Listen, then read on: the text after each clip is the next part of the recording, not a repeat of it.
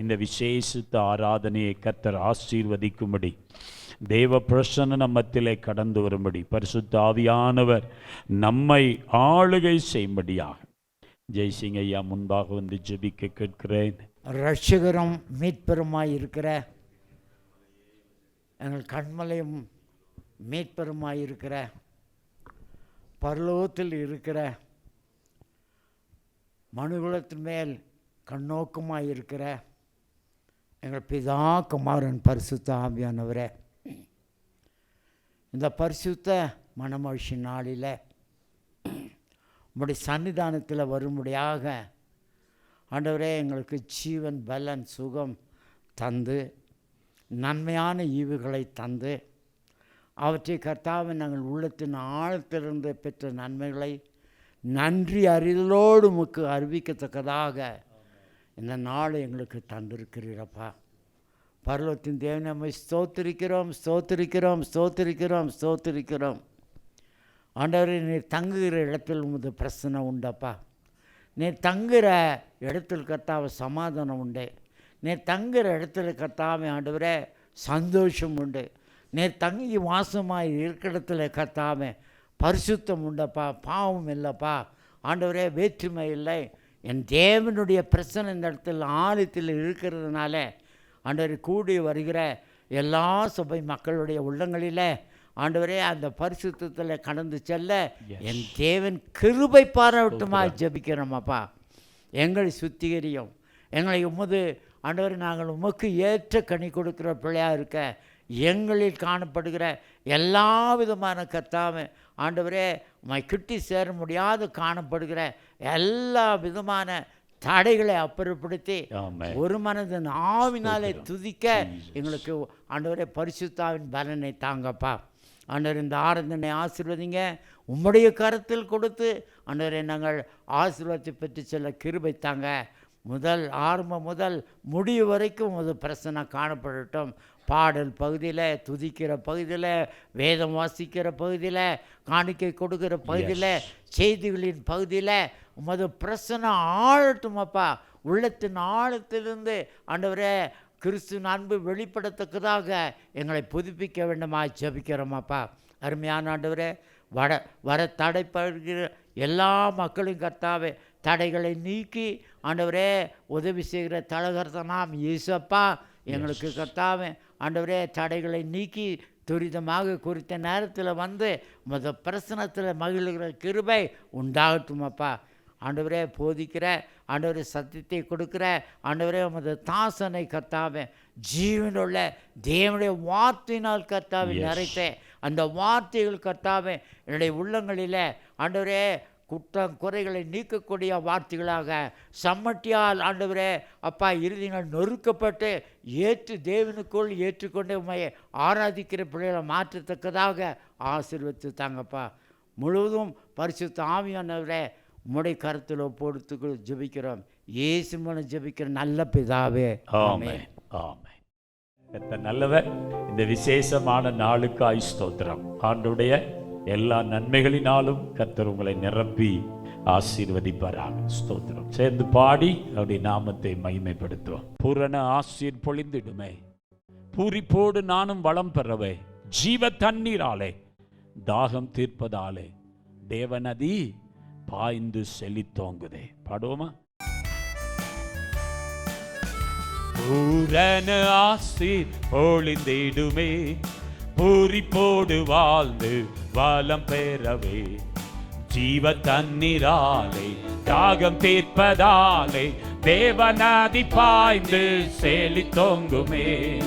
ஜீவ தண்ணீராலே தாகம் தீர்ப்பதாலே தேவநதி பாய்ந்து செழித்தோங்குமே. வானம் திறந்துமே வல்ல ஆவியே, வந்திறங்கி வரமே தந்தருளுமே. வானம் திறந்துமே வல்ல ஆவியே, வந்திறங்கி வரமே தந்தருளுமே. அன்பின் அருள் மாறியே வாருமே, அன்பரின் நேசம் பொங்கி பாடவே. அன்பின் அருள் மாறியே வாருமே, அன்பரின் நேசம் பொங்கி பாடவே.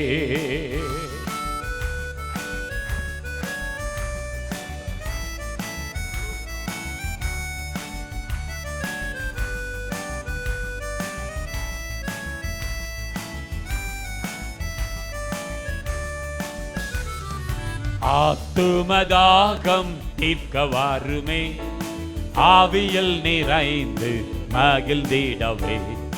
வல்ல அபிஷேகம் அக்கினி பிரகாசம் சொல்லரும் சந்தோஷம் உள்ளே ஊற்றுமே. வல்ல அபிஷேகம் அக்கினி பிரகாசம் சொல்லரும் சந்தோஷம் உள்ளமூற்றுமே. வானம் திறந்துமே வல்ல ஆவியே வந்திறங்கி வரமே தந்தருளுமே. எல்லாரும் வானம் திறந்துமே வல்ல ஆவியே வந்திறங்கி வரமே தந்தருளுமே.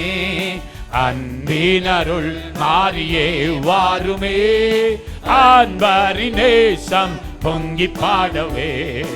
அன்பினருள் மாறியே வாருமே, அன்பரின் நேசம் பொங்கி பாடவே. தெய்வான்பின் வெள்ளம் பூரண்டோடுதே, தாவி மூழ்கினோமே நீச்சலாலமே. சக்தி அடைந்தேங்க பக்தியோடிலங்க, சுத்த ஜீவ ஊத்தே பொங்கி பொங்கி வா. சக்தி அடைந்தேங்க பக்தியோடிலங்க, சுத்த ஜீவ ஊத்தே பொங்கி பொங்கி வா. வானம் திறந்துமே கைகளை உயர்த்தி வந்திறங்கி வரமே தந்தருளுமே. வானம் திறந்துமே வல்ல ஆவியே வந்திறங்கி வரமே தந்தருளுமே. அன்பினருள் அன்பினருள் மாறியே வாருமே, அன்பரின் நேசம் பொங்கி பாடவே. அன்பினருள் மாறியே வாருமே, அன்பரின் நேசம் பொங்கி பாடவே. மா பரிசுத்த ஸ்தலமீதிலே மாசில்லாத தூய சந்நிதியிலே வான்மகிமை தங்க வாஞ்சையும் பெருக வல்லமை விளங்க துதி சாற்றுவோம். வான்மகிமை தங்க வாஞ்சையும் பெருக வல்லமை விளங்க துதி சாற்றுவோம். வானம் திறந்துமே வல்ல ஆவியே கேட்போம் வாய்களை திறந்து வரமே. கைகளை உயர்த்தி அப்பா எங்களுக்கு தாங்கப்பா. வானம் திறந்துமே வல்ல ஆவியே வந்திறங்கி வரமே தந்தருளுமே. அன்பினருள் மாறியே வாருமே. அன்பரின் நேசம் எல்லாரும் எழும்பி நின்று அப்பாவை பார்த்து அன்பினருள் மாறியே வாருமே, அன்பரின் நேசம் பொங்கி பாடுமே. வானம் திறந்துமே வல்ல ஆவியே வந்திறங்கி வரமே தந்தருளுமே. வானம் இந்த காலவேளையிலே வானம் திறக்கப்படட்டும், வானம் திறக்கப்படட்டும். வரமே தந்தருளுமே அன்பினருள் மாறியே வாருமே, அன்பரின் நேசம் பொங்கி பாடவே. அன்பினருள் மாறியே வாருமே, அன்பரின் நேசம் பொங்கி பாடவே. அப்படியே ரெண்டு கைகளை உயர்த்தி ஹல்லேலூயா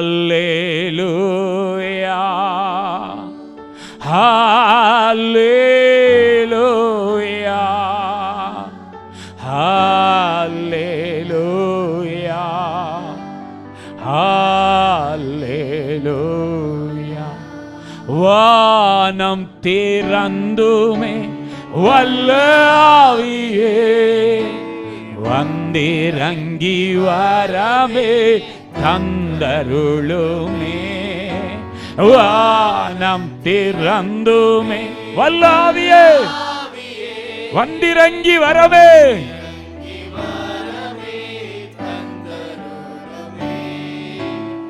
அன்பினருள் மாறியே வாருமே, அன்பரின் நேசம் பொங்கி பாடவே. அன்பினருள் வாங்கப்பா, எங்களுக்காய் வானம் திறக்கப்படட்டும் ஆண்டவரே. பொங்கி பாடவே கைகள் அசைத்து ஹல்லேலூயா ஹல்லேலூயா ஹல்லேலூயா ஹல்லேலூயா. தூய ஆவியே அன்பினா துணையாளரே, தேற்றும் தெய்வமே, ஜீவமில்லா உள்ளம் ஏங்குதையா. வர வேண்டும் அப்பா, வல்லவரே, நல்லவரே, வர வேண்டும். ஹல்லேலூயா. வந்தருளோ தூய ஆவி, எங்களை ஆசீர்வதிக்கும்படியாக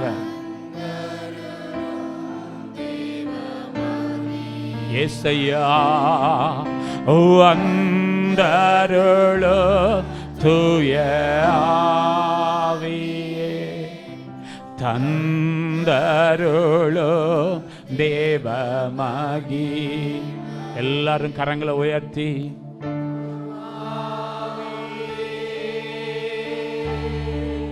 தூய ஆவியே ஆவியே தூய ஆவியே right now Lord, இந்த அருமையான கால வேளையில ஏசையா எல்லாம் தூய ஆவியே அபிஷேகியோ தூய. எங்கள் எல்லாரும் அனல் மூட்டுங்கப்பா, அனல் மூட்டோ தூய. வாயை திறந்து கேளுங்க கேளுங்க. அபிஷேகியோ,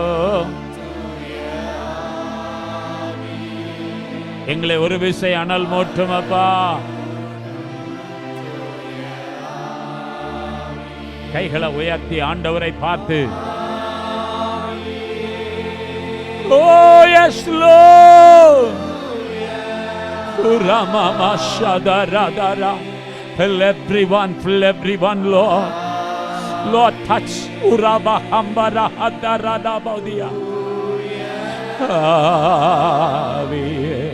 உம்முடைய ஆவியை போடுங்கப்பா, ஒவ்வொருடைய நாவிலும் உம்முடைய வார்த்தை வரட்டும் ஆண்டவரே. அந்நிய பாஷைகள் உண்டாயிருக்கட்டும் ஆண்டவரே. இயேசுவே, அந்நிய பாஷைகள் உண்டாயிருக்கட்டும் அப்பா. தூய ஆவி, கைகளை உயர்த்த அப்பாவை வழி காட்டும் தூய ஆவியே, வழி நடத்தும் தூய ஆவியே, வழி காட்டும் தூய ஆவியே, எங்களை வழி நடத்தும் அப்பா, நடத்தும் தூய ஆவியே, ஆவியே.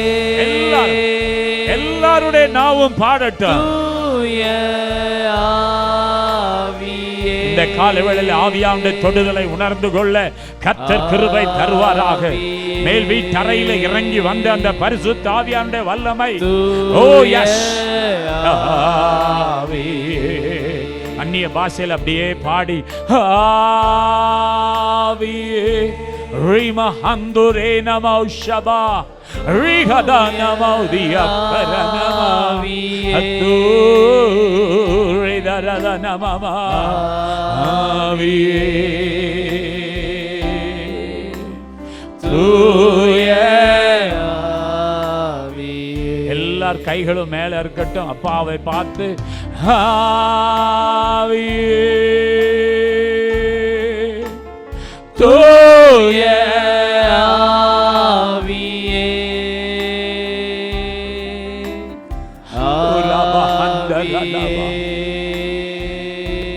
Yes.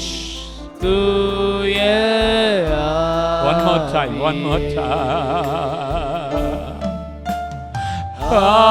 ஆவியே தூய ஆவியே. உங்க ஜனம்பா, உங்களால மீட்கப்பட்டவர்களப்பா, உம்முடைய இரத்தத்தினாலே கழுவப்பட்ட உம்முடைய ஜனத்தை இந்த காலவெளியில் நீங்க ஆசீர்வதிங்கப்பா. இயேசுவே தூய இயேசுவே. ஆராதிக்கும் போதே சுகமுண்டு சகோதரனே, ஆராதிக்கும் போதே சுகமுண்டு சகோதரியே. உன்னுடைய வாழ்க்கையின் எல்லா சூழ்நிலைகளையும் மாற்றுகிறவர் அவர் ஒருவர்தான்.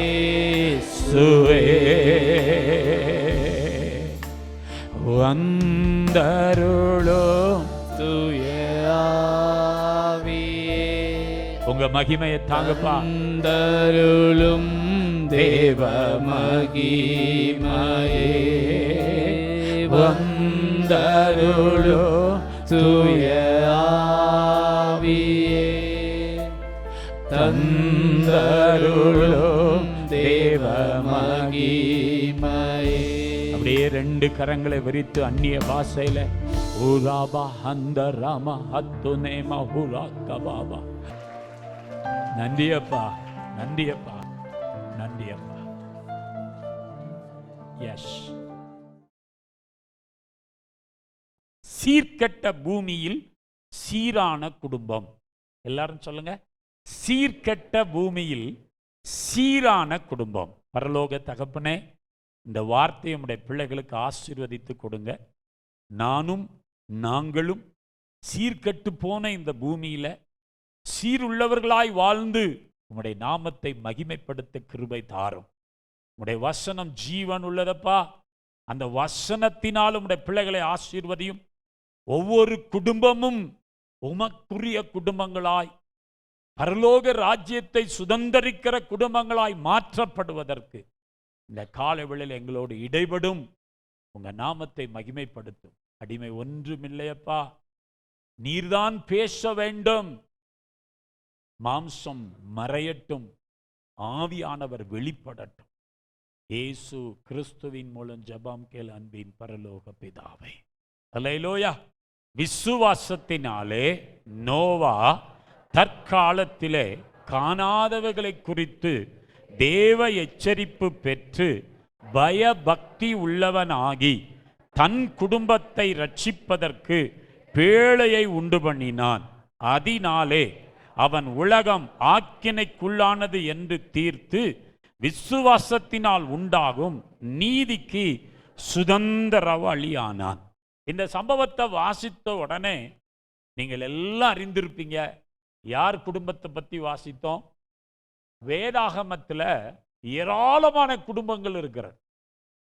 இந்த தகப்பனார் தினத்தில் குடும்பம் மிக முக்கியம். குடும்பம் மிக நல்ல குடும்பம் பல்கலைக்கழகம். நல்ல குடும்பம் நல்ல சபையை உருவாக்கும். நல்ல சபை தேசத்தில் நன்மைகளை கொண்டு வரும். அல்லேலூயா. அப்ப எல்லாமே ஒரு குடும்பத்தில் தான் என்ன செய்கிறது? ஆரம்பிக்கிறது. இந்த உலகத்திலேயே தேவன் படைத்த முதலாவது institution, the best institution family தான். The first family Adam and Eve. ஆதாமும் ஏவாளும் தேவனால் உண்டாக்கப்பட்ட குடும்பம். அப்ப இந்த குடும்பம் இன்றைக்கு தேவனுடைய பார்வையில கனம் உள்ளது, விலையேற பெற்றது. பக்கத்தில் முகத்தை பார்த்து சொல்லுங்க, குடும்பம் கனம் உள்ளது, விலையேற பெற்றது. அல்லேலூயா. அப்ப இன்னைக்கு குடும்பம் மிக மிக அவசியமான ஒன்று. சரி, இப்ப கவனிங்க. நோவா என்றால் தேற்றுபவன். அவனுக்கு என்ன பேரு? தேற்றுபவன் அல்லது இளைப்பாறுதல் தருகிறவன் என்ற அர்த்தம். இந்த நோவா குடும்பத்தை கொஞ்சம் கவனிச்சா, தேவனோடு 300 வருடம் சஞ்சரித்துக் கொண்டிருந்த ஏனோக்கு, அவருக்கு பிறந்தவர் தான் மெத்துசுலா. மெத்துசுலாவினுடைய மகன் அங்கே வாசிக்கிறோம் லாமேக்கு. லாமேக்கு பிறந்தவன் தான் இந்த நோவா. இப்போ நோவா பிறந்த பொழுது தேசத்தினுடைய சூழ்நிலை கடுமையா இருந்தது. ஆகவே அவனுடைய தகப்பன் அவருக்கு ஒரு பெயர் வைக்கிறார். நோவா பிறந்த உடனே அவன் நம்மை தேற்றுவான். ஆதியாகமத்தின் புஸ்தகம் 5ஆம் அதிகாரம் 29வது வசனத்தை வாசிங்க. கர்த்தர் சபித்த பூமியிலே நமக்கு உண்டான வேளையிலும் இவன் நம்மை தேற்றுவான் என்று சொல்லி, அப்ப நோவா பிறந்த பொழுது தேசத்தில் ஒரு மாற்றம் உண்டாகும் என்று மனிதன் அறிந்து அவனுக்கு பெயர் வைக்கிறார். இன்றைக்கு சபைகளில நமக்கு பிறக்கிற பிள்ளைகளுக்கு எந்த சூழ்நிலையில பெயர் வைக்கிறோம்? இன்னைக்கு நிறைய பேர் பெயர் வைக்கும் போது நடிகனுடைய பெயர், விளையாட்டு வீரனுடைய பெயர், இந்த உலகத்தில் யாரோ ஒருவருடைய பெயரை வைக்கிறோம். கர்த்தருடைய பிள்ளைகள், நல்ல வேதத்தை வாசிக்கிற தேவனுடைய பிள்ளைகள், கர்த்தருடைய காரியத்தை அறிந்து பெயர் வைக்கும் பொழுது அந்த பிள்ளை இந்த பூமியில பிறந்தால் ஒரு நன்மை உண்டாயிருக்கும். அல்லேலூயா. இப்ப நல்லா புரிந்து கொள்ளுங்கள். நோவா பிறந்த பொழுது அவனுக்கு பெயர் வைத்தார்கள். அவனுடைய பெயருக்கு அர்த்தம் தேற்றுபவன். என்ன பேரு? அப்ப இங்க யாருக்காவது நோவான பேர் இருக்கா? ஒருத்தருக்கும் இல்லை. நம்ம ஆலயத்தில் ஒருத்தருக்கும் அந்த நோவான்ற பேரை இல்லை. நோவா என்ற ஒரு இண்டஸ்ட்ரியல் இருக்கிறது, ஒரு இண்டஸ்ட்ரியல் இருக்கிறது. மற்ற யாருக்குமே நோவான்னு பேர் இல்லை. இப்ப நம்ம சபையில நிறைய பேருக்கு பெயர் வைக்கப்பட்டிருக்கிறது. நல்ல ஆண்டுடைய பிள்ளைகளுடைய பெயர்கள் வைக்கப்பட்டிருக்கிறது. அப்ப பெயருக்கு ஏற்ற அர்த்தத்தின்படி வாழ கர்த்தர் ஒவ்வொருவருக்கும் கிருபை தருவாரா. சரி, இப்ப கவனிங்கள். நோவா வாழ்ந்த காலம், நோவாவின் காலம். நீங்க நம்ம வாழ்கிற காலத்தை கொஞ்சம் யோசிக்கணும். அப்ப நோவாவின் காலம் வேதத்துல ஆதியாகமத்தின் புஸ்தகம் 6ஆம் அதிகாரம் 8, 9, 10, 11, 12 இந்த 3 இந்த வசனங்களை வாசிக்கலாமா? இந்த வசனங்களை வாசிங்க, எல்லாரும் சேர்ந்து வாசிப்போம். நோவாவுக்கோ, இங்க பாருங்க, நோவாவுக்கோ கர்த்தருடைய கண்களில் கிருபை கிடைத்தது. நோவா தன் காலத்தில் இருந்தவர்களுக்குள்ளே நீதிமானும் உத்தமனுமாயிருந்தான். நோவா தேவனோடு சஞ்சரித்துக் கொண்டிருந்தான். நோவா சேம், காம், யாப்பேத் என்னும் 3 குமாரரை பெற்றான். பூமியானது தேவனுக்கு முன்பாக சீர்கெட்டதா இருந்தது. பூமி கொடுமையினால் நிறைந்திருந்தது. தேவன் பூமியை பார்த்தார், இதோ அது சீர்கெட்டதா இருந்தது. மாம்சமான யாவரும் பூமியின் மேல் தங்கள் வழிகளை கெடுத்து கொண்டிருந்தார்கள். இப்ப கவனிங்க, என்ன நோவாவின் காலம் எப்படி? நோவாவின் காலம் எப்படின்னா, பூமி எப்படி இருந்துச்சான்? அந்த வசனத்துல வாசிக்கிறோம் பாருங்கன்னா, அது அப்படியே உங்களுக்கு சொல்லுகிறேன், விளக்கி சொல்றேன். பூமியானது தேவனுக்கு முன்பாக சீர்கெட்டதாயிருந்தது. இந்த earth also was corrupt before God. தேவன் உண்டாக்கின இந்த உலகம் தேவனுக்கு முன்னால எப்படி இருந்துச்சான்? சீர்கெட்டதா. இந்த ஆண்டவர் உண்டாக்கின பொழுது நல்லதான் உண்டாக்குனார், நல்லதான் உண்டாக்குனார். ஆனா எப்படி சீர்கெட்டு போச்சு? அப்ப பூமி சீர்கெட்டதா இருந்தது என்று வாசிக்கிறோம். 2வது, பூமி கொடுமையினால் நிறைந்திருந்ததா. And the earth was filled with violence. கொடுமை, எங்கு பார்த்தாலும் கொடுமையினால் நிறைந்திருந்ததா இருந்தது என்று வாசிக்கிறோம். 3வது, மனிதர்கள் யாவும், மாம்சமான யாவரும், பூமியில மாம்சமான யாவரும் தங்கள் வழிகளை கெடுத்து கொண்டிருந்தார்கள். 3 காரியம் நோவாவின் காலத்துல இருந்தது. ஹலோ, நல்லா கவனிங்க.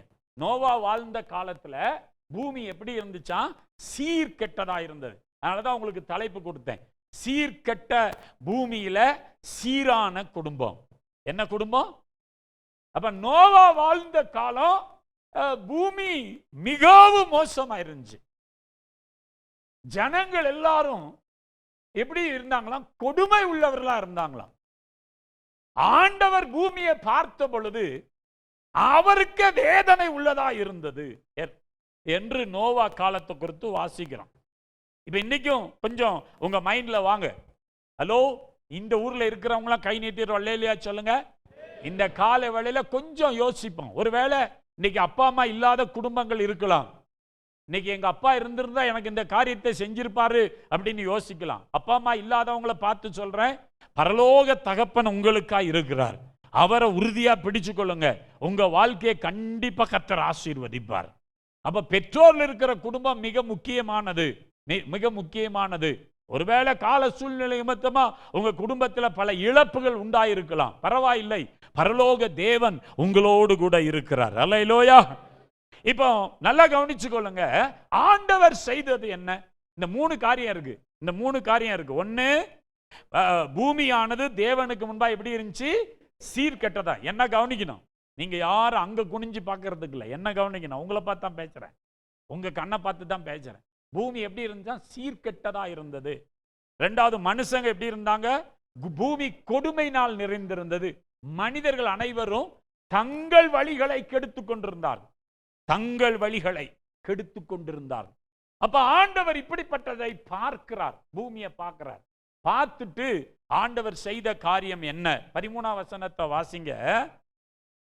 அப்பொழுது தேவன் நோவாவை நோக்கி, மாம்சமான யாவரின் முடிவும் எனக்கு முன்பாக வந்தது. மாம்சமான யாவர் முடிவும் எனக்கு முன்பாக வந்தது. அவர்களாலே பூமி கொடுமையினால் என்ன செய்திருக்கிறதாம்? நிறைந்திருந்தது. நான் அவர்களை பூமியோடு கூட. இப்ப ஆண்டவர் இந்த 3 காரியத்தை பார்த்தார். எதெல்லாம் பார்த்தாரு? பூமி சீர்கெட்டதா இருந்துச்சு, கொடுமையினால் நிறைந்திருந்தது, மனிதர்கள் தங்கள் வழிகளை என்ன செஞ்சிட்டு இருந்தாங்க. இதை பார்த்த ஆண்டவர் என்ன பண்ணார்னா, பூமியோட இவங்களை நான் என்ன செய்ய போறேன்? அழிக்க போறேன். பூமியோட நான் அழிக்க போறேன்ட்டார்.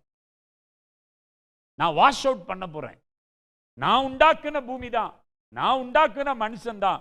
ஆனா எனக்கு முன்னால அது நல்லா இல்லை, எனக்கு முன்னால அது எப்படி இல்லை. அதனால கண்டிப்பா நான் என்ன செய்ய போறேன்? அதை அழிக்க போகிறேன், நிக்கிரகம் பண்ண போகிறேன்னு சொல்றார். அப்போ அப்படி சொன்ன தேவன் நோவாவை பார்த்து என்ன சொன்னார்? இப்ப தேவன் பார்த்தார். அங்க வாசிக்கிறோம், ஆண்டவர் அதை என்ன செய்தாராம்? God looked the earth. அவர் பூமியை பார்த்தார். அது அவ்வளவு கொடுமையா இருக்கு. அதனால ஆண்டவர் செய்தது என்ன? அதை நான் அழிக்க போறேன்றார். அப்படிப்பட்ட பூமியில ஒரே ஒரு மனுஷனை, ஒரே ஒரு குடும்பத்தை கர்த்தர் கவனித்தார். சீர்கட்ட பூமியில, கொடுமை நிறைந்த பூமியில, தங்கள் வழிகளை கெடுத்துக் கொண்டிருக்கிற இந்த பூமியில கர்த்தர் ஒரு குடும்பத்தை பார்க்கிறார். அது தேவனுக்கு முன்பதாக எல்லாரையும் பார்த்த தெய்வம். அந்த குடும்பம் ஆண்டவருக்கு முன்பாக எப்படி இருந்தது? அதுதான் நோவாவின் குடும்பம். ஆண்டவர் நோவா பார்த்து சொல்றாரு, 14ஆம் வசனத்தை வாசிங்க. ஏமா 14ஆம் வசனமா, நீ கொப்பேர் மரத்தால் உனக்கு ஒரு பேழையை உண்டாக்கு. போதும், நீ உனக்கு ஒரு பேழை என்ன செய்ப்பா? உண்டாக்கு. Make yourself an ark of gopher wood. ஆண்டவர் சொல்லார், ஒரு பேழையை உண்டாக்கு. என்ன செய்? இதைத்தான் அப்போஸ்தலனாகிய பவுல் எபிரேயருக்கு எழுதின நிருபத்துல விசுவாச வீரர் பட்டியல்ல நோவா குடும்பத்தை பத்தி எழுதுகிறார். அதைத்தான் வாசித்தோம். நோவா குடும்பத்தை பத்தி எப்படி எழுதுகிறார்? விசுவாசத்தினாலே நோவா தற்காலத்திலே காணாதவர்களை குறித்து தேவ எச்சரிப்பை பெற்று பயபக்தி உள்ளவனாகி தன் குடும்பத்தை ரட்சிப்பதற்காக. எல்லாரும் சொல்லுங்க, இப்படி சொல்லுங்க, தன் குடும்பத்தை ரட்சிப்பதற்காக. சொல்லுங்க, சொல்லுங்க, புருஷரெல்லாம் இருதயத்துல கை வச்சு சொல்லுங்க, தன் குடும்பத்தை ரட்சிப்பதற்காக பேழையை உண்டு பண்ணினான். என்ன உண்டு பண்ணானா? அப்ப இன்றைக்கு ஆண்டவர் குடும்ப தலைவர்களுக்கு ஒரு பொறுப்பை கொடுக்கிறார். உங்கள் குடும்பத்தை நீங்கள் ரட்சிப்பதற்கு பேழையை கட்ட சொல்லுகிறார். எதை கட்ட சொல்றாரு? இன்னைக்கு நீங்க எல்லாம் வீடு கட்டி வச்சிருக்கிறீங்க, மாடி வீடு 2 ஃப்ளோர் 3 ஃப்ளோர் கட்டி வச்சிருக்கீங்க, நல்லது. ஆனா உங்க வீட்டை கட்டினாலும் பேழைய கட்டாதவனுடைய வாழ்க்கை அது வேதனைக்குரியது. அப்ப ஒவ்வொரு தேவ பிள்ளைகளுடைய வாழ்க்கையிலும் பேழைய கட்ட வேண்டியது மிக மிக அவசியம். Make yourself an ark. நீ பேழைய கட்டணும். அப்ப வீட்டுக்கும் பேழைக்கு என்ன வித்தியாசம்?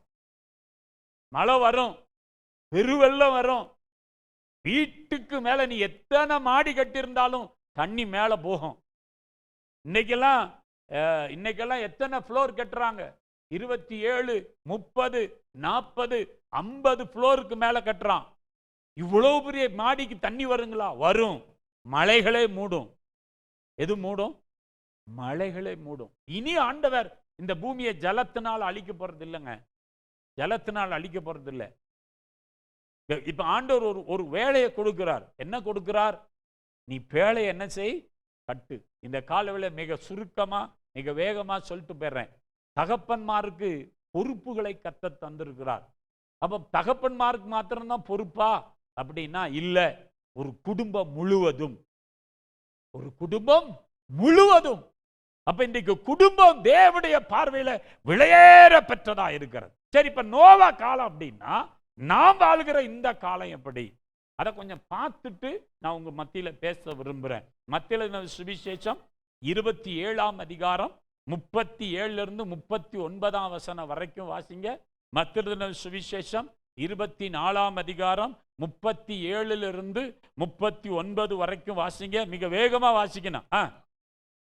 நோவாவின் காலத்தில் எப்படி நடந்ததோ அப்படியே மனுஷகுமாரன் வரும் காலத்திலும், எல்லாரும் இங்க வாசிங்க, இங்க கவனிச்சு வாசிங்க பார்க்கலாம். வாசிங்க. நோவாவின் காலத்தில் எப்படி நடந்ததோ அப்படியே மனுஷகுமாரன் வரும் காலத்திலும் நடக்கும். எப்படி எனில், ஜலப்பிரளயத்துக்கு முன்னான காலத்திலே நோவா பேழைக்குள் பிரவேசிக்கும் நாள் வரைக்கும் ஜனங்கள் புசித்தும் குடித்தும் பெண் கொண்டும் பெண் கொடுத்தும் ஜலப்பிரளயம் வந்து அனைவரையும் வாரிக்கொண்டு போகும் மட்டும் உணராதிருந்தார்கள். அப்படியே மனுஷகுமாரன் வரும் காலத்திலும் நடக்கும். லூக்கா 17ஆம் அதிகாரம் 26வது வசனத்தை வாசிங்க. லூக்கா 17ஆம் அதிகாரம் 26வது வசனம். நோவாவின் நாட்களில் நடந்தது போல மனுஷகுமாரின் நாட்களிலும் நடக்கும். 2 பேதுருவின் புஸ்தகம் 3ஆம் அதிகாரம் 7வது வசனத்தை வாசிங்க. 2 பேதுருவின் புஸ்தகம் 3ஆம் அதிகாரம் 7ஆம் வசனம். இங்க பார்த்து வாசிக்கணும். இப்பொழுது இருக்கிற வானங்களும், எல்லாரும் சொல்லுங்க, இப்பொழுது இருக்கிற வானங்களும் பூமியும் அந்த வார்த்தைகளினாலேயே அக்கினிக்கு இரையாக வைக்கப்பட்டு தேவ பக்தி உள்ளவர்கள் நியாயம் தீர்க்கப்பட்டு அழிந்து போகும் நாள் வரைக்கும் காக்கப்பட்டிருக்கிறது. ஹலோ, இப்ப என்ன கவனிச்சிங்கன்னா சுருக்கமா சொல்லிடுறேன். நோவா காலத்துல பூமி சீர்கெட்டு போச்சு, பூமி கொடுமையினால் நிறைஞ்சிருந்துச்சு, மனுஷர் எல்லாரும் தங்கள் வழிகளை கெடுத்து கொண்டிருந்தார்கள். தேவன் பூமியை நோக்கி பார்த்தார், அது அவருக்கு முன்னால நல்லா இல்லை, அதனால பூமியோட அழிக்கணும்னு கர்த்தர் பிளான் பண்ணார். அப்படிப்பட்ட நாட்கள்ல நோவா என்ற ஒரு குடும்பத்துக்கு ஆண்டவருடைய கண்களில கிருபை கிடைத்தது. நோவாவுக்கு 600 வயசு. எத்தனை வயசு? ஆண்டவர் சொல்றாரு, எப்பா நீ கொப்பேர் என்ற ஒரு மரத்துல அழகான ஒரு பேழையை கட்டு, அளவு 300 முழம், நீளம் 300 முழம், அகலம் 50 முழம், உயரம் 30 முழம். முழம் கணக்கு. இப்போ இங்க பில்டிங் கன்ஸ்ட்ரக்ஷன் பண்றவங்க இருக்கிறீங்கன்னா ஒரு முழம் எத்தனை அடி ஐயா? சுந்தரையா, நாங்க அதெல்லாம் யோசிக்கவே இல்லை பாஸ்டர்ன்றீங்களா? நாங்க இப்படியெல்லாம் அளப்பாங்க, இப்படியெல்லாம் அளந்து போடுவாங்க. இப்போ ஒரு முழம் அப்படின்னா 300 முழம் நீளம். இப்போ இங்கிருந்து அளந்து பார்ப்போம் 300 முழம் எவ்வளோ நீளம்னு. 300 முழம் 50 முழம் அகலம். 50 முழம் அகலம். ஒரு முழம். பூ வைக்கிறவங்களுக்கெல்லாம் தெரியும் முழக்கணக்கில், அப்படித்தானே? கர்த்தருடைய நீங்கள் பெந்தைக்கோசை ஆட்கள், அதனால பூ வைக்க மாட்டியா? தோத்திரம், அல்லேலூயா, கர்த்தர் நல்லவர். அப்படியா? வெளியே போகும்போது தான் தெரியும், உள்ளே வரும்போது ஒன்றும் விளங்காது, வெளியே போகும்போது எல்லாம் தெரியும். அடேங்க அப்பா, ஸ்தோத்திரம். அப்போ அங்கே வாசிக்கிறோம். இதில் அறிஞர்கள் சொல்கிறாங்க கிட்டத்தட்ட 7000 மிருக ஜீவன்களை உள்ள வைக்கிற அளவுக்கு அந்த பேழை இருந்துச்சான். எத்தனாயிரம் வைக்கணும்? 3 அடுக்கு. 3 அடுக்கு. யானையெல்லாம் உள்ள போச்சுல, ஒட்டகச்சிவிங்கெல்லாம் உள்ள போச்சுல. அப்போ ஆண்டவர் எல்லாத்தையும் உள்ள விட்டுட்டு இப்போ சொல்றார் பூமியை அழிக்க 120 வருஷம் டைம் கொடுத்தார். எத்தனை வருஷம்? 120 இயர்ஸ். நமக்கு இப்போ 2000 வருஷம் டைம் கொடுத்துட்டார் கர்த்தர். மனம் திரும்பலன்னா ஆண்டவர் இனி டைம் கொடுக்க மாட்டார். இனி டைம் கொடுக்க மாட்டார். வாலிப தம்பி, நீ மனம் திரும்பலன்னா இனி டைம் கிடையாதுடா. டைம் 120 வருஷம் டைம் கொடுத்தார். பிரசங்கம் பண்ணா ஒரு ஆளையும் ரட்சிக்காத ஒரே பாஸ்டர்லாம் ஒருத்தன் தான். நம்மளா இருந்தா இன்னைக்கு இவனெல்லாம் ஊழியம் செஞ்சு என்ன பிரயோஜனம் அப்படின்னு தூக்கி போட்டு போயிருப்பான். ஆனா தான் குடும்பத்தை காத்துக்கிட்டான். நோவா, அவனுடைய ஒய்ஃபு, அவனுடைய 3 பிள்ளைகள், ஆண் பிள்ளைகள் கல்யாணம் முடிச்சிருக்கிறாங்க. இப்போ மருமக்கள் அந்த குடும்பம் எப்படி இருந்திருக்கும் யோசித்து பாருங்க. அப்போ ஒரு குடும்பம் நல்லா கட்டப்படணும் அப்படின்னா புருஷனும் அவசியம், மனைவி அவசியம், பிள்ளைகளும் சரியா இருந்தா அந்த குடும்பம் நல்லா கட்டப்படும். இன்னைக்கு அதுக்காகத்தான் நீங்களாம் ஜோம் பண்ண போறீங்க. இப்போ ஒரு செய்தி வந்திருக்கிறது. இன்னைக்கு நிறைய வீடுகள் எப்படி வாழ்றாங்கன்னா, சம்பாதிக்கிறதோட என் கடமை முடிஞ்சு போச்சு. நீ பார்த்தா பாரு, பார்க்கலன்னாப்பா, உன் பிள்ளைய நீ கவனிச்சா கவனிக்கலன்னாப்போ. எப்படியோ சார், ஒருத்தருக்கு ஒருத்தர் பிள்ளைகள் சூழ்நிலை மாறிச்சுன்னா ஒருத்தருக்கு ஒருத்தர் குறை சொல்லி கொண்டு அலைவோம். உன்னால தான் பிள்ளை கெட்டு போச்சு, என்னால தான் பிள்ளை கெட்டு போச்சு அப்படின்னு சொல்லுவோம். முழு குடும்பத்திற்கும் ஆண்டவருடைய ராஜ்யத்தின் காரியத்தில் பங்கு இருக்கிறது. கை நீட்டி, ஆண்டவரே, நாங்கள் முழு குடும்பமாய் உம்முடைய நாமத்தை மகிமைப்படுத்த எங்களுக்கு நீர் கிருபை தாரும். அல்லேலூயா. அப்போ அந்த பேழையை கட்டுற வேளையில நோவா எவ்வளவு முயற்சி எடுத்தானோ அவனுடைய மனைவி அதற்கேற்றாற்போல் அவளுக்கு சப்போர்ட் பண்ணான். அதே சமயத்தில் 3 பிள்ளைகளும் சப்போர்ட் பண்ணாங்க, மருமக்கள் சப்போர்ட் பண்ணாங்க. நல்லா புரிஞ்சுக்கணும். இன்றைக்கு நான் சொல்றேன், குடும்பத்தில் இருக்கிற ஒவ்வொருவரும் குடும்பத்துக்கு மிக முக்கியமானவங்க. இப்ப நோவாட்ட தான் ஆண்டவர் சொல்றார், எப்பா இந்த பூமியை பார்க்கிறேன், அது மோசமா இருக்கு, நான் இந்த பூமியில எல்லாத்தையும் அழிக்க போறேன். பூமியில என்ன செய்ய போறேன்? அழிக்க போறேன். 120 வருஷம். நோவா வயசுல ரொம்ப ஜாஸ்தி. இப்ப 600வது வயதுல தான் ஆண்டவர் நோவாவை பேழைக்குள்ள விடுறார். அப்ப 600 வருஷம் அந்த குடும்பம் வாழ்ந்திருக்குல்ல. இன்னைக்கு சொல்லுவோம், எனக்கு பிள்ளை இருக்கு, எனக்கு குட்டி இருக்கு, அந்த வேலை செய்ய முடியாது, இந்த வேலை செய்ய முடியாது. ஏனோக்கு 365 வருஷம் வாழ்ந்தான். ஆனா 300 வருஷம் தேவனோடு சஞ்சரிந்தான். ஏனோக்குடைய பையன் பேர் தான் மெத்துசுலா. 969 வருஷம் வாழ்ந்திருக்கிறார். அல்லேலூயா.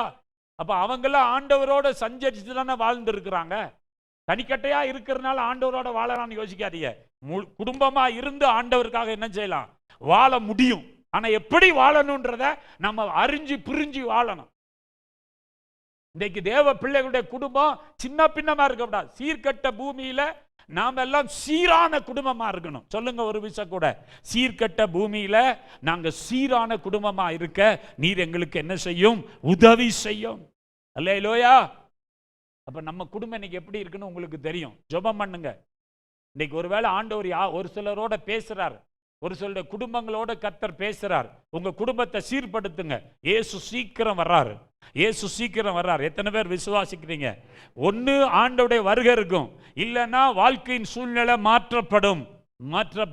இதெல்லாம் எழுதி வைத்துக் கொள்ளுங்கள். கர்த்தர் நல்லவர். இப்ப கவனிங்க, நோவா செய்தது என்ன? வேதாகமத்தில் நிறைய குடும்பம் இருக்கு. ஆண்டவர் நமக்கு சுட்டி காண்பித்திருக்கிற பல குடும்பங்கள் இருக்கிறது. ஆபிரகாம், சாராள், ஈசாக்கு, ரெபேக்காள், மோசே, சிப்ரால், யோசுவா அவருடைய குடும்பம், ரூத், போவாஸ், ஏசாயா குடும்பம், சகரியா, எலிசபெத் குடும்பம், மரியாள், யோசேப்பு குடும்பம், ஆக்கில்லா, பிரிஸ்கில்லாளுடைய குடும்பம், இப்படி அடுக்கிக்கிட்டே போலாம். தேவன் எதிர்பார்த்த ஆசீர்வாதத்தை பெற்ற குடும்பங்கள் வேதத்தில் அதிகமா எழுதி வைத்திருக்கிறது. ஆண்டவருக்கு கீழ்ப்படியாமல் போய் நாசமா போன குடும்பங்கள் உண்டு. அனனியா, சப்பிரால் குடும்பத்தை போன்றவர்கள். ஆண்டவர் எல்லாம் எதுக்கு எழுதி வச்சிருக்காருன்னா, நீங்களும் நானும் அவருக்கு மிக முக்கியமானவர்கள். அல்லேலூயா. நம்முடைய குடும்பம் அவருக்கு முன்னாலும் எப்படிப்பட்டது? மிக முக்கியமானது. இப்ப நோவா என்ன செய்தான்? அவன் ஆண்டவர் பார்த்த அந்த சூழ்நிலையில ஆண்டவர் பூமியை அழிக்க பிளான் பண்ண பொழுது நோவா செய்த காரியத்தை மாத்திரம் நம்ம சொல்லி ஜெபம் பண்ணுவோம். முதலாவது காரியம் வேதம் சொல்லுது, நம்ம வாசித்தோம்ல, எபிரெயர்கள் நிருபம் 11ஆம் அதிகாரம் 7வது வசனத்தை மறுபடி வாசிங்க. எபிரெயர்கள் நிருபம் 11ஆம் அதிகாரம் 7வது வசனம். விசுவாசத்தினாலே நோவா தற்காலத்திலே காணாதவைகளை குறித்து தேவ எச்சரிப்பை பெற்று. அப்ப நோவா காலத்துல அவன் காணாத ஒன்று என்னன்னா, 600 வயது வரைக்கும் தேசத்துல மழையவே அவன் பார்க்கலங்க. எதை பார்க்கல? அப்போ மழையை அவன் பார்க்கல, கடலை அவன் பார்க்கல. ஆண்டவர் அவன்கிட்ட ஒரு வார்த்தை சொன்னார், எப்பா இந்த பூமி ரொம்ப மோசமா இருக்கு, நான் இதை அழிக்க போறேன், அதனால நீ உனக்கு ஒரு பேழை என்ன செய், கட்டு. பேழையை எங்க கட்டினா? சமவெளி பகுதியில தான் கட்டினா. எங்க கட்டினா? வித்தியாசமா கட்டும்படி கர்த்தர் அவனுக்கு ஸ்ட்ரக்சர் கொடுக்கிறார். இவ்வளவு நீளம் இருக்கணும், இவ்வளவு அகலம் இருக்கணும், இவ்வளவு உயரம் இருக்கணும், என்னென்ன தட்டெல்லாம் எப்படி வைக்கணும், ஜன்னல் எப்படி வைக்கணும், எந்த மரத்துல செய்யணும், அதுக்கு என்னெல்லாம் பூசணும். அப்போ ஒரு குடும்ப தலைவனுடைய வாழ்க்கையில ஒவ்வொரு நாளும் ஆண்டுடைய சத்தத்தை கேட்டு அவருடைய சித்தத்தை செய்கிற தேவ மனுஷனாய் மாறணும். பக்கத்தில் இருக்கிறவங்க பார்த்து சொல்லுங்க. அப்ப நீங்க ஆண்டவரோடு நேரம் செலவு பண்ணாதான் கர்த்தர் உங்களோடு பேசுறது கேட்கும். காலைல எழும்பி ஜெபம் பண்ணாம, வேதம் வாசிக்காம, ஆண்டவருடைய ராஜ்யத்தை தேடாம, கர்த்தருடைய காரியத்துல இல்லாம போயிட்டீங்கன்னா ஆண்டவர் உங்களோடு பேசுறது என்ன செய்யாது? கேட்காது. எத்தனை பேர் தினந்தோறும் ஆண்டவர் சொல்றபடிதான் நான் நடக்கிறேன் அப்படி சொல்றவங்க கொள்ளுங்க, கை நீட்டி ஒரு அல்லேலூயா சொல்லுங்களேன். வேதம் சொல்லுது, அவருடைய ஆவியினாலே நடத்தப்படுகிற எவர்களோ அவர்கள் தேவனுடைய புத்திரராய் இருக்கிறார். வேதம் சொல்லுது, நான் உனக்கு போதித்து நீ நடக்க வேண்டிய வழியை உனக்கு காட்டுவேன், என் கண்ணை உன் மேல வச்சு உனக்கு என்ன கொடுப்பேன்? ஆலோசனை கொடுப்பேன். ஆபிரகாம் ஆண்டோடைய வழியிலே நடந்தான்.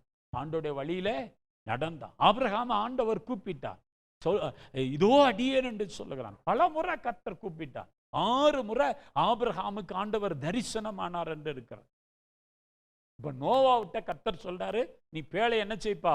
உண்டாக்கு. அங்க சொல்ல தற்காலத்திலே காணாதவைகளை குறித்து தேவ எச்சரிப்பை பெற்று, அதுல மிக முக்கியமானது பயபக்தி உள்ளவனாகி மற்ற குடும்பத்தை ரட்சிக்கிறதுக்குல்ல, தன் குடும்பத்தை, எல்லாரும் கை இருதயத்துல சொல்லுங்க, தன் குடும்பத்தை ரட்சிப்பதற்காக பேழையை உண்டாக்கினான். ஹலோ, அப்போ உங்க குடும்பத்தை மீட்டெடுக்கிற பொறுப்பு யார் கையில இருக்கு? புருஷர்கள் கையில இருக்குங்க. சகோதரனே, உங்க கையில தான் உங்க குடும்பத்தை மீட்டெடுக்கிற பொறுப்பு இருக்கு. அப்போ ஒவ்வொரு தகப்பனுக்குள்ளும் உத்தரவாதம் அவசியம். என்ன வேணும் சொல்லுங்க, தகப்பன்மார் சொல்லுங்க, உங்களுக்குள்ள என்ன வேணும்? உத்தரவாதம். உங்களை நம்பி தந்திருக்கிற மனைவி பற்றி உத்தரவாதம் உங்களுக்கு வேணும். உங்க பிள்ளைகளை குறித்த உத்தரவாதம் உங்களுக்கு வேணும். உங்க வேலைகளை குறித்த உத்தரவாதம் உங்களுக்கு வேணும்.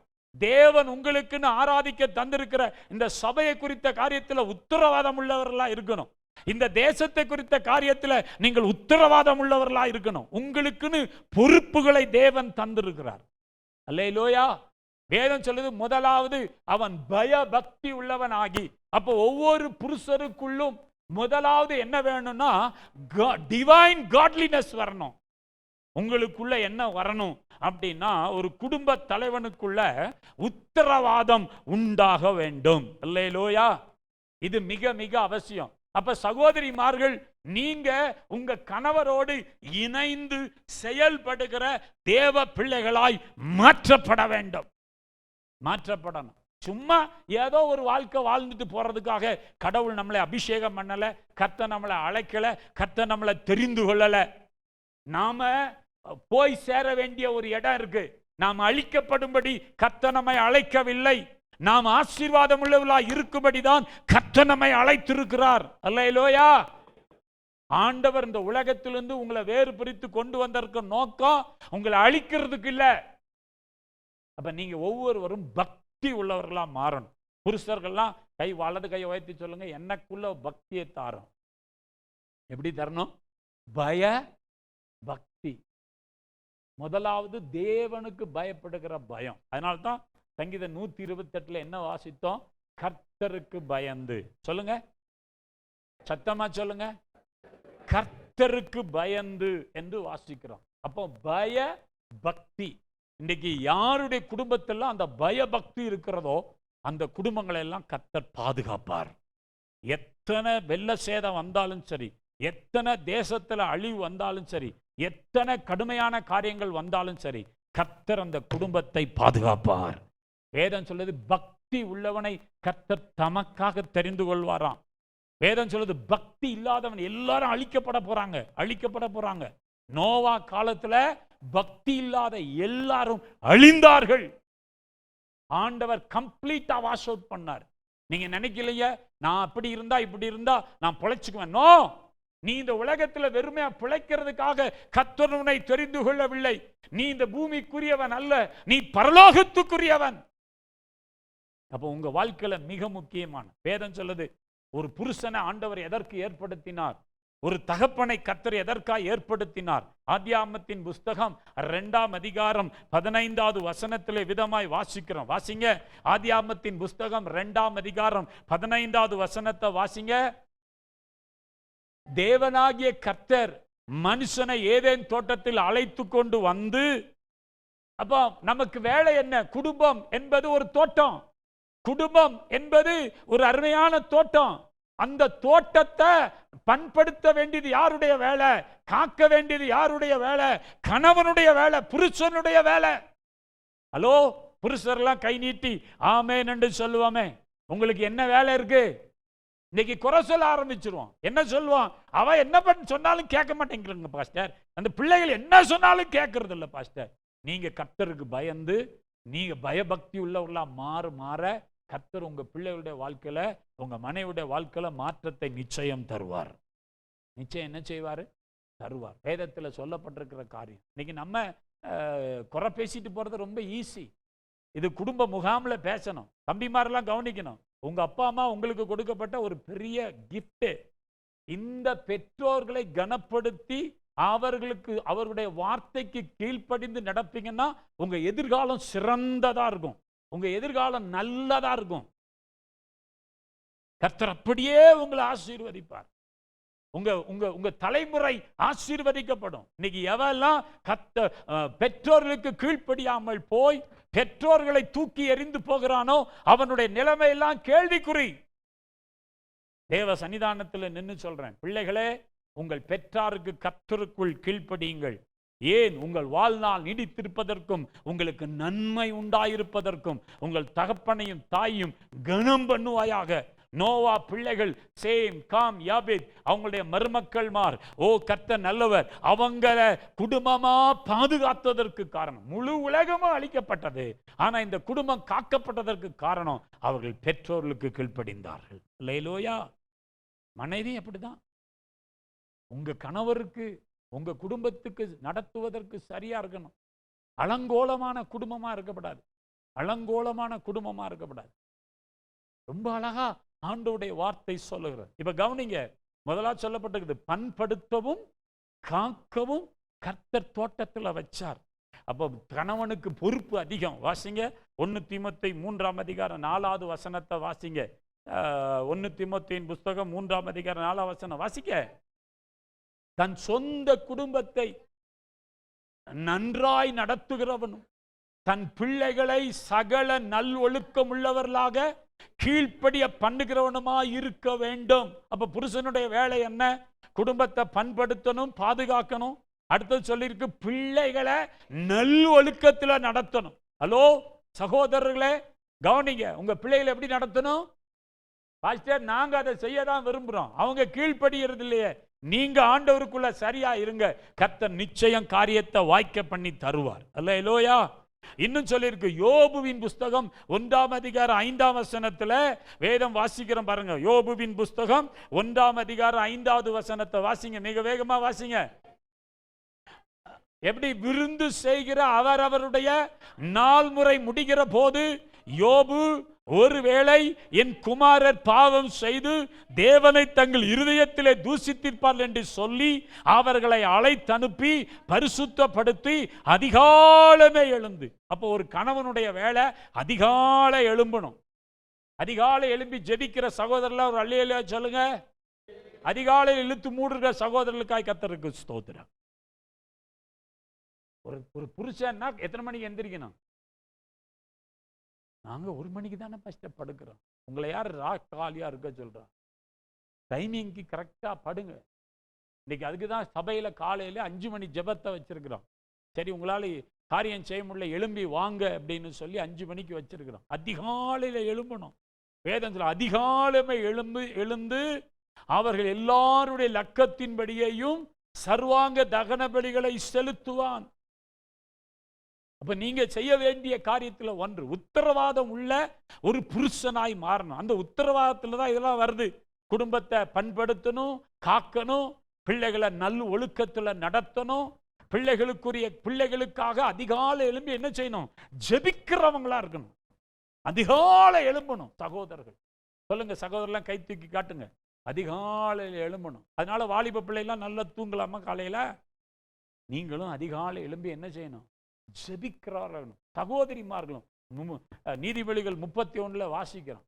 குடும்பம் நல்லா கட்டப்படணும்னா அதிகாலையில எழும்பி நேரப்பட விழித்திருந்து ஆண்டவரை நேசித்து அவரிடத்திலிருந்து நன்மைகளை பெற்றுக்கொள்ளணும். 10 மணி வரைக்கும் ஒரு குடும்ப பெண் தூங்குனா அந்த குடும்பத்தில் என்ன விளங்கும்? ஒன்னும் விளங்காது. ஒண்ணுமே விளங்காது. யோசித்து பாருங்க. நீங்க உங்க கணவரோட பேசுறதுக்கு முன்னால, உங்க பிள்ளைகளோட பேசுறதுக்கு முன்னால மணவாளனாகிய இயேசுவோட பேசணும். அப்பதான் ஞானமும் கிருபையும் விளங்கும். வீடு கட்டப்படும். வீடு என்ன செய்யப்படும்? இப்போ நோவாவுடைய வாழ்க்கையில நம்ம பார்க்கிறோம். அதிகாலை எழும்பி. அப்ப நோவா பயபக்தி உள்ளவனானான். எப்படி இருந்தானா? சத்தமா சொல்லுங்க. பயபக்தி உள்ளவனானான். பக்தி இல்லை அப்படின்னா 1 பேதுருவின் புஸ்தகம் 3ஆம் அதிகாரம் 20வது வசனம். 5 நிமிஷம் தான் நான் முடித்துக் கொள்கிறேன். 1 பேதுருவின் புஸ்தகம் 3ஆம் அதிகாரம் 20வது வசனத்தை வாசிங்க. அந்த ஆவிகள், அது எந்த ஆவிகள்? நோவா காலத்துல பூமியை கர்த்தர் கம்ப்ளீட்டா தண்ணீர்னால அழிச்சாரு. எல்லாரும் செத்து போனாங்க. இப்ப எல்லாம் செத்து எங்க போயிருப்பாங்க? பக்தி இல்லாதவங்க எங்க போவான்? சொல்லுங்க.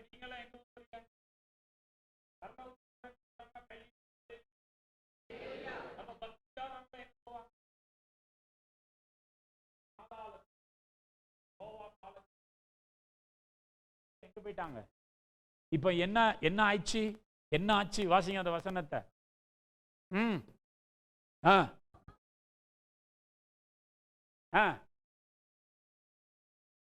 எத்தனை வருஷம் காத்திருந்தாரு? 120 வருஷம் காத்திருந்தார். எவனாவது மனம் திரும்புவான். இப்பவும் கர்த்தருடைய ஆலயத்துல சொல்றேன், ஆண்டவர் உங்க ரட்சிப்புக்காய் காத்திருக்கிறார். சகோதரனே, இன்னும் இஷ்டப்படி வாழ நினைக்காத. இயேசுவை உள்ளத்துல ஏற்றுக்கொண்டு இந்த உலகத்தினுடைய அக்கிரமத்திலிருந்து, இந்த உலகத்திலிருந்து, அழிவிலிருந்து உன்னை பாதுகாக்கப்பட இயேசு ஆகிய பேழைக்குள் உன்னை வைத்துக்கொள். உங்க குடும்பம் கட்டி எழுப்பட்டும். புருஷர்கள் அதிகமா இயேசுவினுக்குள்ளே உங்களை வைத்துக் கொள்ளுங்கள். ஒருவன் கிறிஸ்துவுக்குள் இருந்தால் புது சிருஷ்டியா இருக்கிறான். பழையவைகள் எல்லாம் ஒழித்து போயின, எல்லாம் புதிதாயின. கிறிஸ்து இயேசு நம்மை காப்பதற்காக இந்த உலகத்திலே வந்த நல்ல தெய்வம். அல்லேலூயா. அப்ப பேழையை உண்டு பண்ணினது போல இன்னைக்கு கிறிஸ்து உங்க வீட்டில் இருக்கட்டும். மறுபடியும் அந்த வசனத்தை வாசிங்க. அந்த ஆவிகள் பூர்வத்திலே நோவா பேழையை ஆயத்தம் பண்ண நாட்களிலே தேவன் நீடிய பொறுமையோடு காத்திருந்த போது கீழ்ப்படியாமற் போனவர்கள் அந்த பேழையிலே சிலராகிய 8 பேர் மாத்திரம் பிரவேசித்து இந்த 8 பேரும் பயபக்தி உள்ளவர்களா இருந்தாங்க. 8 பேர் எப்படி இருந்தாங்க? இன்னைக்கு உலகத்தை குறை சொல்லிட்டு அலையாதீங்க. உங்க வாழ்க்கைய, உங்க குடும்பத்தை கவனமா காத்துக்கொள்ளுங்க. உலகம் அப்படித்தான் கிடக்கும், சீர்கெட்டதா இருக்கிறது. ஜனங்கள் தங்களை இன்னைக்கு கெடுத்துக்கிட்டு தான் இருக்கிறாங்க. இன்னைக்கு கொடுமை உலகத்தில் எங்க பார்த்தாலும் வெட்டு, குத்து, கொலை, கொள்ளை ஏராளமா நடக்குது. இன்னைக்கு பெண் பிள்ளைகளுக்கு விரோதமா ஏராளமான சம்பவம் நடக்குது. கர்த்தருடைய பிள்ளைகளை, உங்க பிள்ளைகளை நீங்க காத்துக்கொள்ளுங்கள். நீங்க ஒழுங்கா ஜெபம் பண்ணி வேதத்தை வாசித்து உங்க பிள்ளைகளை சரியா வச்சா பிள்ளைகள் எந்த பாவத்துக்குள்ளும் போக மாட்டாங்க. இப்ப வேதம் வாசிக்கிறோம். சங்கீதம் 128 ஆண்டவர் குடும்பத்தை ஆசீர்வதிக்கும்படி ஒரு 5 காரியத்தை சொல்லி இருக்கிறார். எப்படி குடும்பத்தை ஆசீர்வதிப்பாராம்? முதலாவது சொல்லப்பட்டிருக்கிறது கர்த்தருக்கு பயப்படுகிற பயம். இப்படி கை வைங்க, எல்லாரும் சொல்லுங்க. கர்த்தருக்கு, ஒரு தகப்பன் கடவுளுக்கு பயந்து வாழணும். He must live a God fearing life. உங்க வாழ்க்கை எப்படி இருக்குன்னா கடவுளுக்கு பயந்த வாழ்க்கையா இருக்கணும். எப்படி இருக்கணும்? கடவுளுக்கு, ஆண்டவருக்கு பயந்த தேவ பிள்ளைகளா வாழுங்க. ஒவ்வொரு நாளும் அவருக்கு பயப்படுகிறீர்கள் என்பதுடைய வெளிப்பாடு என்ன தெரியுமா?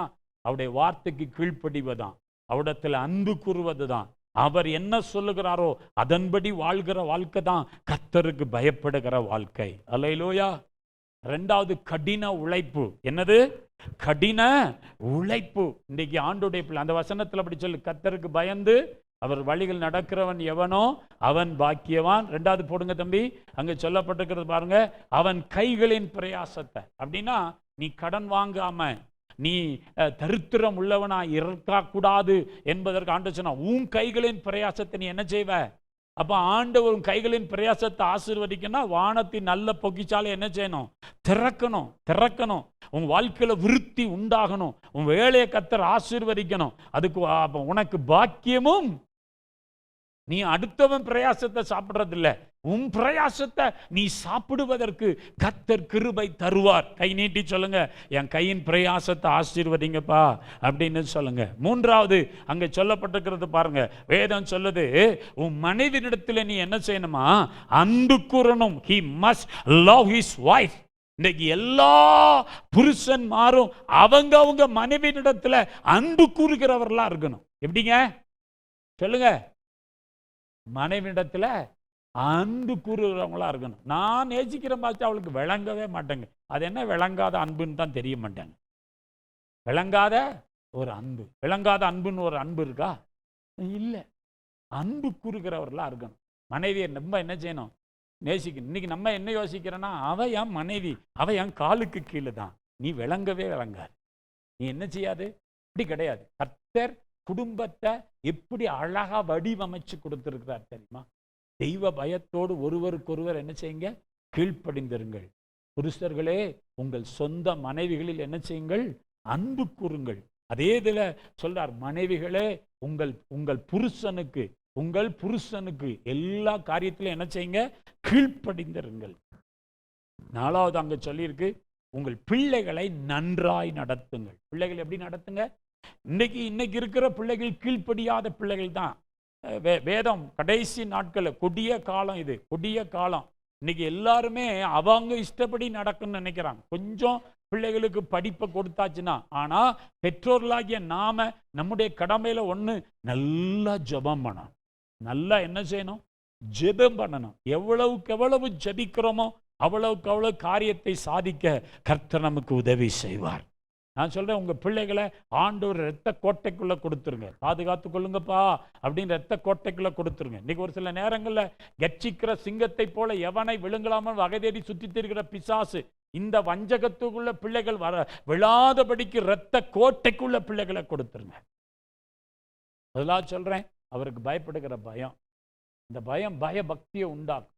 சும்மா உங்க வாழ்க்கையில ஏனோ தானோன்னு நீ வாழாதீங்க தயவுசெய்து. ஆண்டவர் இந்த விசேஷமான நாளில் ஒவ்வொரு குடும்பத்தையும், இந்த பேரின்ப விழா அசெம்பிளி சாகார் சபைக்குள்ள வருகிற ஒவ்வொரு குடும்பத்தையும் காக்கும்படியாக நான் ஜெபம் பண்ணுகிறேன். அல்லேலூயா. அப்ப நீங்க எல்லாரும் ஆண்டவருக்கு மிக முக்கியமானோம். கர்த்தருக்கு பயப்படுகிற பயம் அது என்ன பண்ணும் அப்படின்னா, உங்க கையின் பிரயாசத்தை ஆசீர்வாதத்தை கொடுக்கும், உங்க மனைவி ஆசீர்வதிக்கும். மூணாவது சொல்லிக்க உங்க பிள்ளைகள். அப்ப நீங்க செய்ய வேண்டியது என்ன?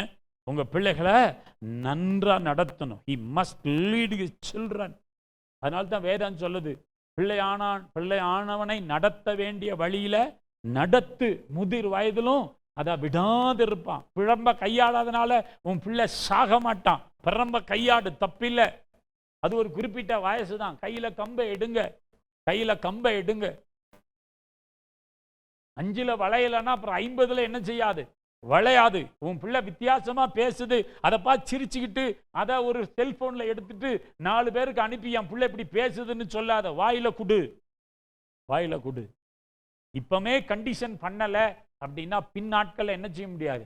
கண்டிஷன் பண்ணவே முடியாது, பண்ணவே முடியாது. இப்போ ஆலயத்துக்கு ஒழுங்கா பிள்ளையை தூக்கிட்டு போங்க, ஜெபம் பண்ண அந்த பிள்ளைகள் அது ஜெபிக்கிறதை பார்க்கட்டும், நீங்க வேத வாசிக்கிறதை பார்க்கட்டும். நிச்சயம் கர்த்தர் செய்வார். கடைசியா சொல்றேன், நீங்க ஆண்டவருக்கு பயந்தவர்களா இருப்பீங்கன்னா வேதம் சொல்லுது எப்படி ஆசீர்வதிப்பாராம்? சீயோனில் இருந்து. எப்படி ஆசீர்வதிப்பாராம்? அப்போ அந்த வசனம், அடுத்த வசனம் போடு தம்பி, அதுக்கு அடுத்த வசனம் போடு. பிள்ளைகள் பந்திய சுற்றில ஒலிவ மர கண்டவர்களே, கர்த்தருக்கு பயப்பட கர்த்தர் சீயோனிலிருந்து நீ உன்னை ஆசீர்வதிப்பார், நீ ஜீவனுள்ள நாளெல்லாம் எருசலேமின் வாழ். அப்ப பரலோகத்தின் நன்மையினால கர்த்தர் நம்முடைய குடும்பத்தை என்ன செய்வாராம்? நிரப்புவார், நிரப்புவார். நான் சொல்றேன், நோவா குடும்பம் காக்கப்பட்டது போல நம்முடைய ஒவ்வொரு குடும்பமும் காக்கப்படணும். நோவா நாட்கள் எப்படி இருந்தது? பூமி சீர்கெட்டதா இருந்துச்சு. சொல்லுங்க, பூமி எப்படி இருந்துச்சு? பூமி எப்படி இருந்துச்சு? கொடுமையினால் நிறைஞ்சிருந்துச்சு. பூமி எப்படி, மனிதர்கள் எப்படி இருந்தாங்க? தங்களை கெடுத்து கொண்டிருந்தாங்க. இன்னைக்கு அப்படிதான் இன்னைக்கு பூமி இருக்கு. இன்னைக்கு நம்ம இருக்கிற உலகம் எப்படி இருக்குங்க? தங்களை தாங்களே என்ன செய்யறாங்க? கெடுத்து கொண்டு இருக்கிறாங்க. உபச்சாரம், வேசித்தனம், போதை வஸ்து, பலவிதமான தீமையான காரியங்களை தங்களை என்ன செய்யறாங்க? ஆண்டவர் பார்க்கிறார். கர்த்தர் பரலோகத்தில் இருக்கிறார், நம்மளை கண்ணோக்கி பார்க்கிறார். அவர் எங்கே இருக்கிறார்? நாம் எங்கேயோ இருக்கிறோம் இல்லை, அவர் நம்மை கண்ணோக்கி பார்க்கிறார். உன் வாழ்க்கையை கர்த்தர் பார்க்கிறார், உங்கள் குடும்பத்தை கர்த்தர் பார்க்கிறார், உங்கள் பிள்ளைகளை கர்த்தர் பார்க்கிறார். அவர் பார்க்கிற பொழுது நம்மை அழிக்கிற நிலைமைக்கு போயிடக்கூடாது. நாம் வாழ்ந்திருக்க கர்த்தர் கிருபை தரணும். அவன் நோவாவை கர்த்தர் பார்த்தார் அல்லவா? நோவாவுக்கோ கர்த்தருடைய கண்கள் என்ன கிடைத்ததாம்? கிருபை கிடைத்தது. இப்ப நோவா எப்படி வாழ்ந்தான்? உத்தமனா, நீதிமானா, தேவனோடு டெய்லி நடக்கிற ஒரு மனுஷனா இருந்தபடினால எல்லாரையும் பார்த்த தெய்வம் நோவாவுக்கும் அவனுடைய குடும்பத்துக்கும் கண்களில் என்ன கொடுத்தாரு?